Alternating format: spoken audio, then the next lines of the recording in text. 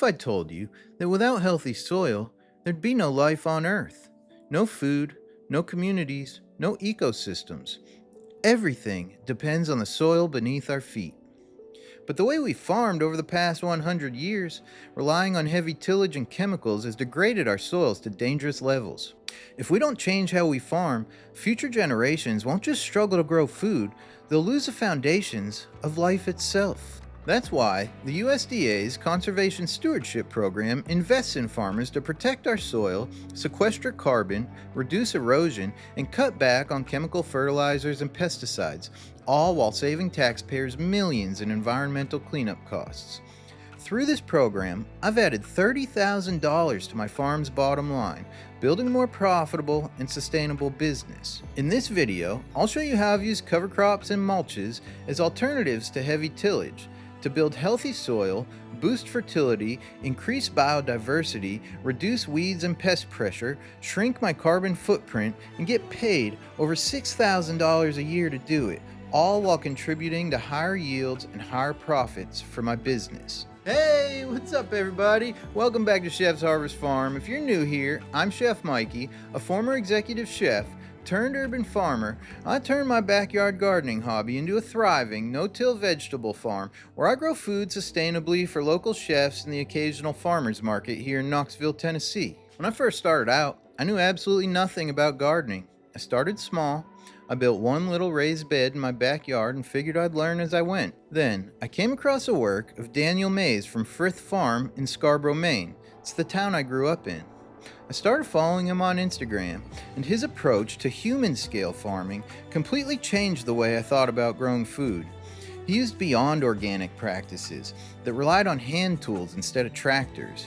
Instead of chemical fertilizers and herbicides, he used cover crops and mulches to feed the soil, and silage tarps to suppress weeds and reduce erosion. He relied on flowering diversity to attract beneficial predator insects, eliminating the need for pesticides altogether. These methods resonated with me because they were accessible. I didn't need expensive equipment like a tractor or a tiller to get started, so I adopted these practices right from the beginning. I laid down my first silage tarp to kill the grass, and then I just let time do the work. Once the grass was dead, I designed my first garden plot. 30-inch wide beds with 14-inch wide walkways, filling the beds with about 6 inches of compost and the walkways with wood chips. As I expanded, I started experimenting with cover crops. After tarping, I planted winter rye to break up the clay soil and add organic matter. To terminate the cover crops, I use a simple tool, a T-post tied to a rope, to crimp them to the ground before covering with a silage tarp for about 2 weeks. This process created weed-free beds rich in organic matter. The deep roots of the cover crops scavenge for nutrients from the soil, improving biodiversity and feeding beneficial microorganisms.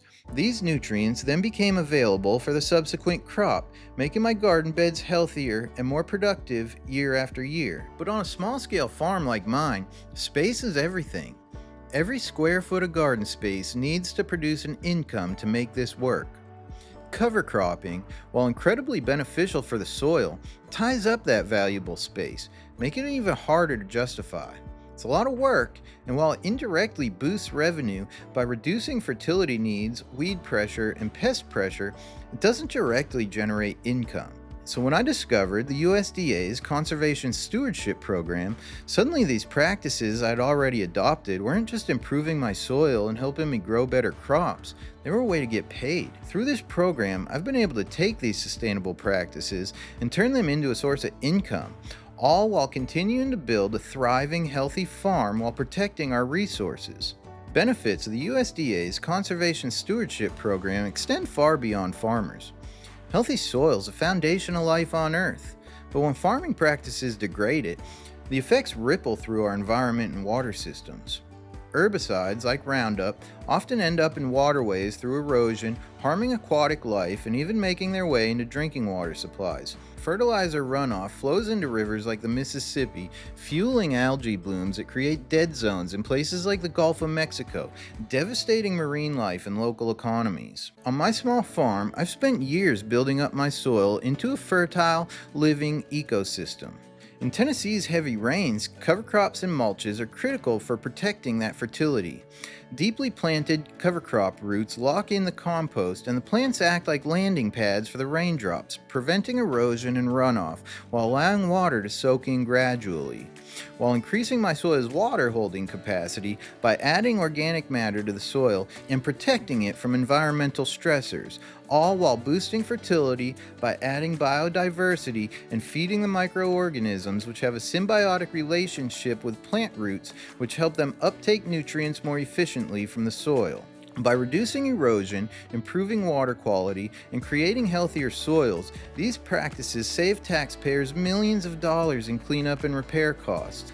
Programs like the CSP encourage farmers to adopt these methods, benefiting not just farms but entire ecosystems and communities. When it comes to farming sustainably, cover crops are indispensable on my farm.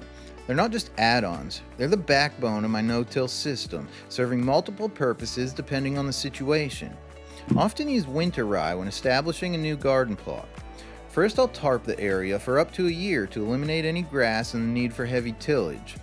Then in the fall, ideally by October 15th in my climate, I'll broadcast winter rye.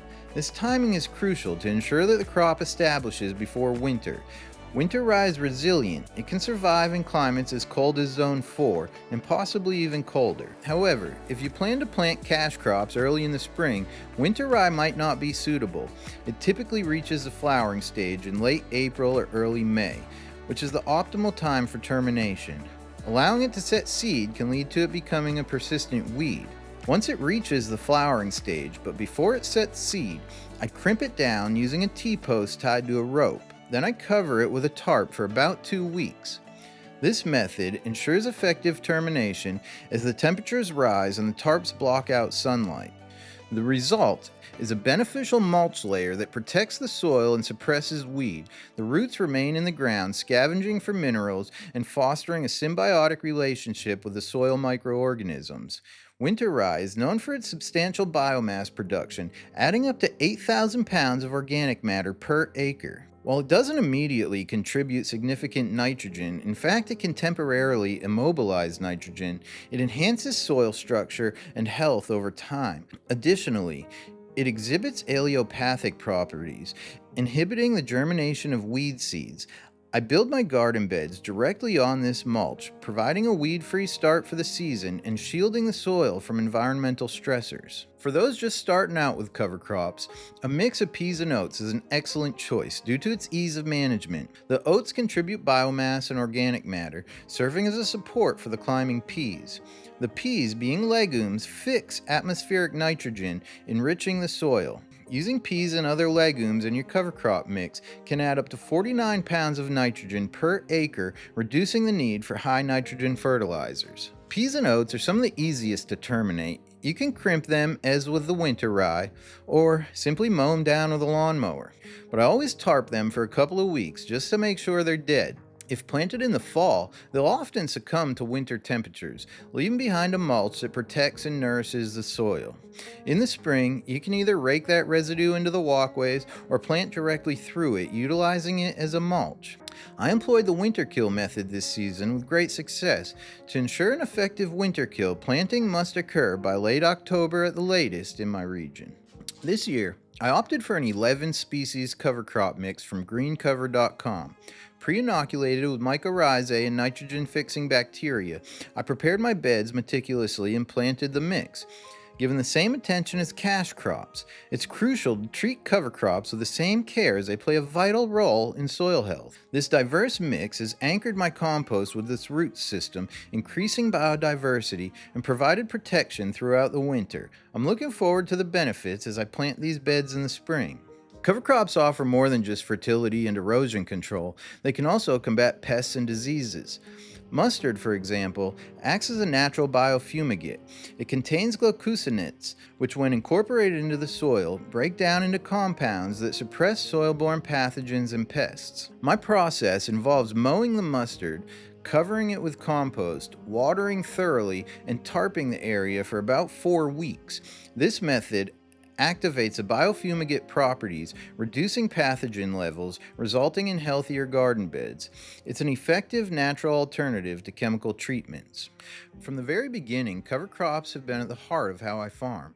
I taught myself to farm using these methods, not because they were the easiest, but because they made sense for building healthy soil and sustainable systems. Over time, I've learned how to implement cover crops efficiently, creating a thriving no-till farm that produces healthy crops and supports a profitable business. Yes, these methods take a little extra work up front. Planting cover crops, prepping beds, and managing mulches might seem like a lot, but the payoff is invaluable. Cover crops feed the soil naturally, so I spend almost nothing on fertilizers. The mulches suppress weeds, so I don't waste money or time weeding, and I don't use herbicides. Even my wood chip walkways play a role by encouraging mycorrhizal fungi connections, which make nutrients more accessible to my plants. By doing the work up front, these systems save me time and money in the long run. They create a farm that runs more efficiently, with healthier soil and higher yields. And to top it off, programs like the USDA's Conservation Stewardship program provide an additional revenue stream for the practices I was already using. It's a win for the farm, a win for the environment, and a win for my business. The USDA's Conservation Stewardship program is open to a wide range of agricultural producers who actively manage and operate their farms. To qualify, you need to have control of the land for the duration of the 5-year contract and use it for agriculture or forestry production. Eligible lands include private farmland, non-industrial forest land, and even some public lands if they're part of your operation.